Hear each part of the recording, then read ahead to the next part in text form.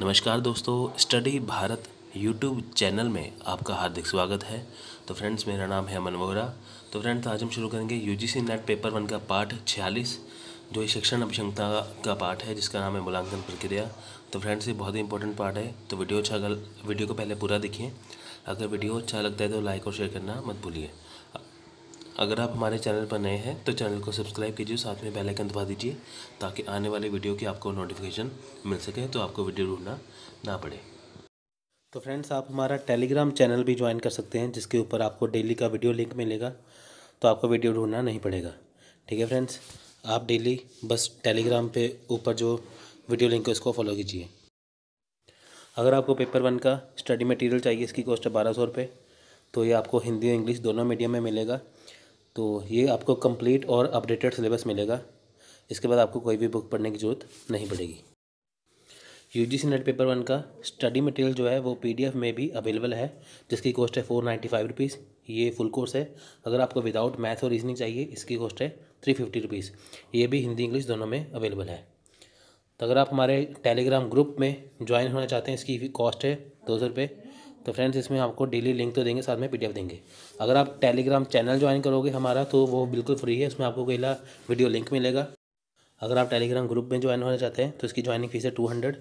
तो इसमें आपको वीडियो लिंक भी मिलेगा, साथ में उसका पीडीएफ भी मिलेगा। आपको अपनी सारी जानकारी, अपना पूरा एड्रेस हमें इस नंबर के ऊपर सेंड करना है। ये हमारा व्हाट्सएप नंबर है। आप हमें ईमेल भी कर सकते हैं, तो आप हमें कॉन्टैक्ट भी कर सकते हैं। बाकी की जानकारी आपको यहाँ पे दे दी जाएगी। तो चलिए फ्रेंड, नमस्कार दोस्तों, आज हम शुरू करेंगे मूल्यांकन प्रक्रिया। ठीक है फ्रेंड्स, देखिए मूल्यांकन प्रक्रिया है क्या। प्रभावी शिक्षण मूल्यांकन कई स्रोतों से डाटा एकत्रित करना है, जिससे यह सुनिश्चित होता है कि सभी शिक्षा संबंधी गतिविधियों को लोगों द्वारा रेट करने के लिए सबसे अच्छी योग्यता प्राप्त की जाती है। देखिए फ्रेंड्स, ये क्या मूल्यांकन प्रक्रिया क्या है, यानी कि एवेल्यूशन प्रोसेस।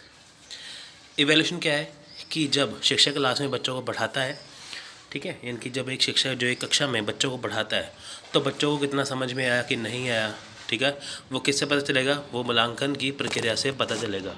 अब हम जो मूल्यांकन है, अगर हमें चाहिए कि जो शिक्षण का मूल्यांकन जो करना है वो प्रभावी ढंग से कर सके, तो उससे हमें कई स्रोतों से डेटा एकत्रित करना होगा। यानी कि अगर हम चाहिए कि अगर हम मूल्यांकन कर रहे हैं किसी चीज़ का, अगर वो शिक्षण संबंधी है, टीचिंग से संबंधित है, शिक्षण से संबंधित है, तो हमें वो जल्दबाजी में ना करके प्रभावी शिक्षण मूल्यांकन को देखना होगा, जिससे हमें एक स्रोत पे ना रहकर कई सारे जो स्रोत हैं उनको देखना पड़ेगा। यानी कि कई स्रोतों से डाटा एकत्रित करने से हमें प्रभावी शिक्षण मूल्यांकन मिल सकेगा।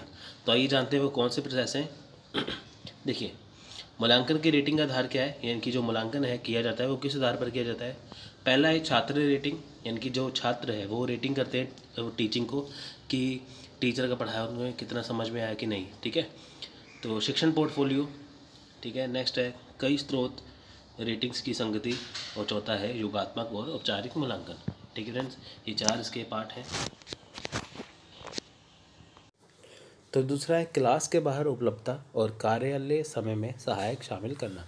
देखिए, शिक्षण प्रदर्शन का मूल्यांकन इससे भी पता चलता है कि क्लास के बाहर उपलब्धता क्या है। क्लास के अंदर तो टीचर ने पढ़ा दिया, क्लास के बाहर उपलब्धता यानी कि अगर बच्चों को क्लास में समझ ना आया तो बच्चे क्लास के बाहर भी यानी कि शिक्षक से जाके वो पूछ सकते हैं, तो शिक्षक उसका सही से उनको प्रॉब्लम का या समस्या का हल उसको निकाल देगा। और कार्यालय समय में सहायकता शामिल करना, तो इसमें क्या है कि जो कार्यालय समय में क्या है, यानी कि जो कार्य जो स्कूल का जो समय होता है उसके दौरान जो सहायता शामिल करना है, यानी कि बच्चों को जो भी प्रॉब्लम आ रही है तो शिक्षक लेक्चर ख़त्म होने के बाद भी उसको करवा दे। तो नेक्स्ट है अनुसंधान पर्यवेक्षण सहित।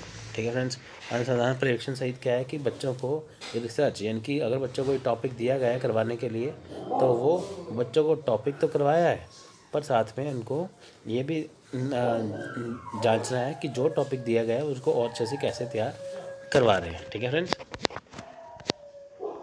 तो आइए अब इसको एक एक करके देख लेते हैं। देखिए, छात्र रेटिंग क्या है। कई वर्षों की अवधि में एकत्रित की गई संकाय प्रदर्शन द्वारा दी गई छात्र रेटिंग यह संदर्भ में छात्र मूल्यांकन को प्रभावी बनाने के बारे में अधिक जानकारी देता है। देखिए, छात्र रेटिंग क्या है कि जब कई वर्षों की अवधि में, यानी कि जब एक शिक्षक ने कितने वर्षों तक, यानी कि मान के चलिए कि अगर कोई क्लास है या कोई कक्षा है, अगर टीचर उसको पढ़ा रहा है, जैसे 10वीं कक्षा को पढ़ा रहे, जैसे आप ये मान के चलिए कि आपका जो पोस्ट ग्रेजुएशन लेवल है, जो आपको टीचर पढ़ाते हैं, टीचर तो वही रहेगा, बस बच्चे बदलते हैं क्लास के, है ना। तो कई वर्षों की अवधि तक ये देखते हैं ना हम कि ये टीचर बहुत बढ़िया तरीके से कराता है। यानी कि जब आपने देखिए आपने मास्टर्स ऑफ आर्ट्स किया हुआ है, जिन्होंने पोस्ट ग्रेजुएशन किया हुआ है, तो उसकी प्रोसेस जो है वो 2-2 साल की रहती है। 2 साल बाद स्टूडेंट बदलते हैं, विद्यार्थी बदलते हैं, पर टीचर वही रहता है। तो कई वर्षों की अवधि में टीचर ने अपनी टीचिंग के कितना बच्चों को अच्छे से करवाया है वो इसमें देखा जाता है। छात्र रेटिंग करते हैं, यानी कि आपको जो टीचर पढ़ा रहा है वो किस हिसाब से पढ़ा रहा है। इसमें सिंपल ये बात आती है कि जब शिक्षक छात्रों को पढ़ाता है, जो छात्र रेटिंग करते हैं कि उनको कितना समझ में आ रहा है, कितना समझ में नहीं आ रहा। ठीक है फ्रेंड्स, वो होता है छात्र रेटिंग। ठीक है, तो छात्र रेटिंग से क्या होगा कि जो शिक्षण है वो प्रभावी ढंग से हुआ या नहीं हुआ वो पता चलेगा। अब एक शिक्षक छात्रों को जैसे पढ़ा रहा है तो छात्र बता पाएंगे कि बच्चे उसको कि उनको समझ में आया कि नहीं। अगर उनको समझ में आ गया तो छात्र कहेंगे हाँ बढ़िया तरीके से समझ में आ गया, है ना। क्योंकि शिक्षण किसके लिए है, ये छात्रों के लिए तो है, तो छात्र इसको रेटिंग देंगे। नेक्स्ट है शिक्षण पोर्टफोलियो। देखिए, मूल्यांकन के प्रदर्शन के बाद जो छात्रों और कुछ महत्वपूर्ण जानकारियाँ साथियों द्वारा प्रदान की जाती हैं। देखिए, मूल्यांकन के प्रदर्शन के बाद क्या है, जो यानी कि टीचर ने जब पढ़ा दिया, जब छात्रों ने रेटिंग दे दी, उसके बाद कुछ अन्य स्रोतों से, ठीक है, पहली बात तो अपने छात्रों की तो कर ली, उसके बाद जो अन्य स्रोत हैं, जो कुछ अन्य रूप से जो महत्वपूर्ण जानकारियाँ मिलती हैं उसको इसमें देखा जाता है। निर्देश को उनकी शिक्षा संबंधी गतिविधियाँ को संक्षेप में प्रस्तुत करना चाहिए, जिनमें देखिए निर्देश को उनकी शिक्षा संबंधी, यानी कि जब एक शिक्षक जो शिक्षण के द्वारा बच्चों को पढ़ाता है तो इसको जो निर्देश है, जो इंस्ट्रक्शन है, वो संक्षेप में प्रस्तुत करना चाहिए। यानी कि शिक्षक जो बच्चों को पढ़ाता है, जो इंस्ट्रक्शन देनी है वो उसको संक्षेप में बताना पड़ता है कि आपको ये इतना पढ़ना है, क्यों पढ़ना है, कैसे पढ़ना है, ये कुछ। ठीक है, तो फ्रेंड्स शिक्षण पोर्टफोलियो का ये मतलब हुआ है कि जो शिक्षण है वो किस हिसाब से देना है। पोर्टफोलियो का मतलब ये होता है कि वो किस बारे में है, ठीक है, उसकी ABCD क्या है, वो किस पे आधारित है, वो होता है पोर्टफोलियो। तो शिक्षण किस हिसाब का होना चाहिए ये बताया गया है इसमें। अब देखिए, अगर निर्देश देना है किसी शिक्षक को तो उसको संक्षेप में बताना पड़ेगा, जिसमें क्या है कि नया पाठ्यक्रम विकसित करना है, पुराने लोगों को फिर से डिज़ाइन, इसमें क्या है नवीन शिक्षण विधियों का विकास करना, मूल्यांकन करना, छात्रों को सलाह देना। देखिए फ्रेंड्स, अगर सिलेबस में कुछ नई बातें जुड़ती हैं, जैसे मान के चलिए कि जब सिलेबस में कोई नई बातें जुड़ गई, ये कुछ भी हुआ, तो शिक्षक जब पढ़ाएगा बच्चों को तो उसमें जब नई बातें जुड़ेंगी या कुछ भी इंस्ट्रक्शन देनी है तो वो उसको संक्षेप में बताएगा कि आपका सिलेबस कैसा है, किस हिसाब से करेंगे, स्ट्रैटेजी क्या रहेगी, नया पाठ क्या है, कैसे लिखना है, कैसे पढ़ना है, तो सब कुछ ये संक्षेप में बताया जाता है। ठीक है, तो ये सब कुछ किस में आता है, शिक्षण पोर्टफोलियो में। शैक्षिक अनुसंधान से संबंधित को छोड़कर इन सभी सामग्री को एक शिक्षण पोर्टफोलियो में शामिल किया जाना चाहिए। साथ ही पिछले 2-3 वर्षों में छात्रों की रेटिंग, सहकर्मी की रेटिंग और पूर्व छात्रों के संदर्भ पत्रों का सारांश। देखिए, इसमें इन्होंने ये बताया कि जो शैक्षिक अनुसंधान से संबंधित है उनको छोड़ दिया जाए, तो ये सारी जो सामग्रियाँ हैं, ठीक है, ये शिक्षण पोर्टफोलियो में शामिल किए जाने चाहिए। अब 2-3 वर्षों में छात्र की क्या रेटिंग है, यानी कि जब एक शिक्षक बच्चों को पढ़ा रहा है तो उनका 2-3 वर्षों में क्या रिएक्शन है, ठीक है, ये इसमें देखा जाता है। यानी कि जब एक शिक्षक एक क्लास में बच्चों को पढ़ाता है तो पिछले वर्षों के बच्चों का क्या उसमें उनकी क्या रेटिंग रही थी, उनका क्या रुझान रहा था शिक्षण के प्रति, वो इसमें शामिल करना चाहिए। ठीक है, ये सारी चीज़ें इसमें आनी चाहिए। अन्य संस्थानों में सहयोगी जो प्रशिक्षक की शैक्षिक गतिविधियों से परिचित है। पोर्टफोलियो संकाय सदस्य के शिक्षण प्रदर्शन और शिक्षा में योगदान के मूल्यांकन के ठोस आधार प्रदान करता है। इसमें ये बताया गया है कि जो शिक्षण पोर्टफोलियो है, अब एक शिक्षक के पढ़ाने का तरीका कैसा है, किस हिसाब से होना चाहिए, ठीक है, वो इसमें शामिल है। अब जैसे देखिए कि मैथ का जो बच्चों को मुश्किल लगे तो शिक्षण पोर्टफोलियो में होगा ना कि कौन सा टीचर ऐसा है कि जो बच्चों को आसानी से करवा दे, तो उस टीचर को रखा जाता है, उसकी जो गतिविधियाँ उसको समझाया जाता है, पढ़ाया जाता है, यही सब कुछ डिस्कस किया जाता है। ठीक है फ्रेंड्स, ये सारा कुछ इसमें आएगा।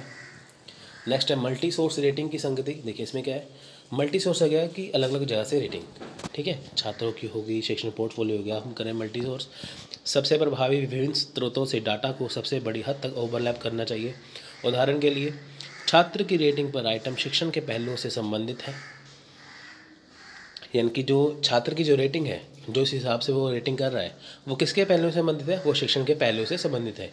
यानी कि जो छात्र है वो शिक्षण के पहलुओं के बारे में बता रहा है कि शिक्षण कैसा कैसा करवाया गया था या कैसा कैसा होना है या कैसा कुछ था। जो छात्र और साथियों दोनों को मूल्यांकन करने के लिए सुसज्जित है। साथियों की समीक्षा सूची में समानांतर होना चाहिए। अब देखिए, यदि रेटिंग के 2 सेट एक ही निष्कर्ष पर जाते हैं तो यह दोनों की वैधता की पुष्टि करता है, जबकि यदि वे पर्याप्त रूप से असहमत है तो सुझाव देता है कि कम से कम एक सेट संदिग्ध है और आगे की जांच की जानी चाहिए। उदाहरण के लिए, विभाग के प्रमुख विभाग के बाहर से किसी को ला सकते हैं। प्रश्न में मुद्दों से संबंधित छात्रों के साथ समूह साक्षात्कार आयोजित करने के लिए। देखिए इसमें क्या है, इसमें मल्टी सोर्स सेटिंग क्या है, ये कहते हैं कि अगर प्रभावी शिक्षण के बारे में पता लगाना है तो उसका एक सर्वे करना चाहिए। ठीक है, कहने का मतलब ये है कि जो छात्र की रेटिंग है, मान के चलिए कि एक स्कूल में या एक कॉलेज में गए, वहाँ पे आप पूछा गया कि बताइए कि आपका जो इस कॉलेज में कैसी पढ़ाई हो रही है। अगर सभी स्टूडेंट कहते हैं कि हाँ यहाँ पे जो कोर्स करवाया जा रहा है वो बहुत अच्छा कोर्स है, सबसे बढ़िया कोर्स है ना, तो एक क्लास के स्टूडेंट ये कहते हैं, दूसरे क्लास के स्टूडेंट भी यही कहते हैं, तीसरे क्लास के स्टूडेंट भी यही कहते हैं, तो ओवरऑल सारे स्कूल या सारी क्लास के स्टूडेंट यही कहते हैं। ठीक है, तो उससे क्या होगा, उससे जो शिक्षण की जो रेटिंग है वो सही होगी। दूसरी उदाहरण क्या है, देखिए कि जैसे पीजी के जो स्टूडेंट हैं पोस्ट ग्रेजुएशन के, अब कहीं से वो पोस्ट ग्रेजुएशन कर रहे हैं, तो अगर उनसे पूछा जाए कि बताइए कि आपको जो पढ़ाया जा रहा है आपको कितना टीचर बढ़िया से पढ़ा रहा है, कैसा पढ़ा रहे हैं, अगर सभी कह दें कि हाँ ये बढ़िया से पढ़ा रहे हैं, दूसरी क्लास वाले भी कहें, इसमें इनकी सब पीजी वाले कह दें कि हाँ ये सही से करवाया जा रहा है, तो वो मूल्यांकन क्या है वो सही रूप में माना जाएगा। अब अगर एक क्लास कह दे कि हाँ बढ़िया पढ़ाती है, दूसरे क्लास कह दे या दूसरे बाकी अन्य स्टूडेंट कहते हैं कि नहीं यहाँ पे इतना बढ़िया नहीं करवाया जाता, यानी कि सबके जो अलग अलग विचार है वो असहमत है। ठीक है, उससे क्या होगा, उससे ये होगा कि यहाँ पे जो है वो आगे की जांच की जानी चाहिए, यानी कि इससे सहमति नहीं जताई जाती, क्योंकि यहाँ पे हमें काम क्या करना है, हमें काम करना है मूल्यांकन का, किसके प्रभाव में करना है, शिक्षण के। अब अगर शिक्षण सही होगा तो मूल्यांकन भी सही हो पाएगा। तो अगर मूल्यांकन करते समय असहमति जताई जाए, है ना, अगर सभी स्टूडेंट कह दें कि हाँ सही है तो वो मूल्यांकन हो गया सही। अगर नहीं, कुछ आधे स्टूडेंट कहते हैं कि नहीं यहाँ पे सही नहीं करवाया जाता, आधे कहते हैं कि सही करवाया जाता है। ठीक है, तो यानी कि जो मल्टी सोर्स की रेटिंग है वो अलग अलग पाई जाए, तो ये मूल्यांकन जो है प्रभावी नहीं हो पाता। तो सबसे बड़ी बात है कि जो मल्टी सोर्स रेटिंग है वो बहुत ज़रूरी है। ठीक है फ्रेंड्स, इसलिए तो नेक्स्ट है लास्ट, योगात्मक और रूपात्मक मूल्यांकन। देखिए योगात्मक जो मूल्यांकन है पहले हमने किया था वीडियो में कि ये सबसे एंड में आता है, कि शिक्षण खत्म होने के बाद छात्रों के प्रति यह देखना होता है कि उनको समझ में कितना आया कितना नहीं। ठीक है, वो होता है योगात्मक मूल्यांकन। शिक्षण का मूल्यांकन योगात्मक हो सकता है और फॉर्मेटिव या रूपात्मक। ठीक है फ्रेंड्स, योगात्मक का क्या मतलब है, देखिए ब्रैकेट में लिखा है, पुनर्नियुक्ति, कार्यकाल, पदोन्नति और योग्यता के संबंध में निर्णय लेने में और पुरस्कार प्राप्तकर्ताओं के चयन के लिए डाटा प्रदान करने के लिए। ठीक है, ये कौन सा है, योगात्मक है। फॉर्मेटिव क्या है, प्रशिक्षक के शिक्षण को बेहतर बनाने के लिए, यानी कि योगात्मक किससे संबंधित है, कार्यकाल से योग्यता के संबंध में निर्णय लेने के लिए, है ना। तो रूपात्मक या फॉर्मेटिव किससे संबंधित है, ये संबंधित है शिक्षण को बेहतर बनाने के लिए। तो फ्रेंड्स हर एक की कोशिश ये रहती है कि वो अपने प्रशिक्षण को या अपने शिक्षण को एक बेहतर बना सके। योगात्मक और रूपात्मक मूल्यांकन में क्या दिखा जाता है, एक बार थोड़ा सा और देख लेते हैं। एक बार पोर्टफोलियो इकट्ठा हो जाने के बाद इसे लगातार वर्षों में अपडेट करने के लिए केवल मामूली प्रयास की आवश्यकता होनी चाहिए। यानी कि पोर्टफोलियो क्या है, पोर्टफोलियो हो गया ना कि बच्चों को कितना समझ में आया, कितना समझ में नहीं आया, कहाँ पे बच्चों को प्रॉब्लम आ रही है, कैसा शिक्षण, कोई टीचर जो शिक्षक कैसा शिक्षण दे रहा है, ये सारा पोर्टफोलियो है। कि मैथ का बच्चों को कैसे समझ में आ रहा है, शिक्षक कैसे करवा रहे हैं, हिंदी का, हिस्ट्री का, कैसे कैसे समझ में आ रहा है, वो पोर्टफोलियो इकट्ठा हो जाता है।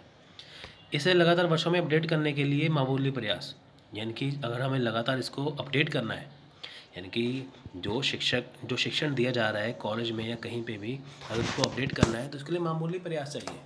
जैसे अभी सिलेबस अभी चेंज हुआ ना यूजीसी नेट का, इसमें क्या मामूली प्रयास किया गया ना यहाँ पे, ये तो है नहीं एकदम से रणनीति बनाई बहुत लंबे समय से वो हो पाया, ऐसा नहीं है। अपडेट करने के लिए क्या है कि लगातार वर्षों में कुछ ना कुछ मामूली प्रयास करते रहिए, जैसे ऑफलाइन का ऑनलाइन एग्ज़ाम कर दिया, कुछ भी कर दिया, ऐसे करके। प्रारंभिक मूल्यांकन के लिए प्रक्रिया का एक सबसेट बाहर किया जाना चाहिए और परिणाम केवल विभाग के प्रमुख या एक प्रदर्शन समीक्षा समिति को पार करने के बजाय प्रशिक्षक के साथ साझा किया जाना चाहिए। देखिए, योगात्मक और रूपात्मक मूल्यांकन में सबसे बड़ी बात है कि अगर कोई शिक्षक बच्चों को पढ़ा रहा है तो बच्चों को उसमें कमियां आ रही हैं, तो उसको बेहतर बनाना चाहिए। और बेहतर बनाने के लिए जो समीक्षा समिति है उसको बनाने की बजाय, यानी कि मान के चलिए कि एक शिक्षक ने बच्चों को पढ़ाया तो उनका परिणाम जो है सही नहीं आया, तो वही जो परिणाम है उसका जो है वो विभाग के प्रमुख को देने के बजाय वो किसके साथ साझा किया जाना चाहिए, जो शिक्षक ने पढ़ाया है। यानी कि अगर शिक्षक के द्वारा पढ़ाया गया बच्चों को समझ में नहीं आया था, तो वही जो उनका परिणाम निकलता है, रिजल्ट निकलता है, जिसमें बच्चे फेल हो रहे हैं या कुछ भी हो रहे हैं, तो वो उसी शिक्षक को दिखाना चाहिए, उसी शिक्षक के साथ वो जो साझा करना चाहिए जो शिक्षक ने पढ़ाया है, ना कि एक प्रदर्शन समीक्षा समिति को। ठीक है फ्रेंड्स, अगर हम वही शिक्षक को दिखाएंगे तो वो उसमें सुधार करके उसको अच्छे से करवा देगा। यानी कि कहने का मतलब क्या है, ये सारे मूल्यांकन के जो पार्ट हैं ये किसके पार्ट है, एक अच्छा मूल्यांकन प्रणाली के। ठीक है फ्रेंड्स, यानी कि मूल्यांकन प्रणाली अगर हमें करनी है, एक अच्छे प्रभावी ढंग से करनी है, तो हमें क्या देखना होगा, हमें ये देखना होगा कि इसके कौन कौन से जो प्रक्रिया है कौन कौन से शामिल है, क्योंकि इसको किए बगैर हम मूल्यांकन की प्रक्रिया तक पहुंच नहीं सकते। ठीक है, मूल्यांकन का मतलब ये नहीं है कि बस एक चीज़ को डिक्लेयर कर दिया कि हाँ ये चीज़ ऐसी है वैसी है, वो मूल्यांकन वो नहीं होता, पूरा प्रोसेस से चलना पड़ता है अगर हमें प्रभावी शिक्षण मूल्यांकन देखना है तो फ्रेंड्स, आई होप आपको ये आज का लेक्चर पसंद आया होगा। तो मिलेंगे अगली वीडियो में, तब तक के लिए धन्यवाद, थैंक यू, जय हिंद।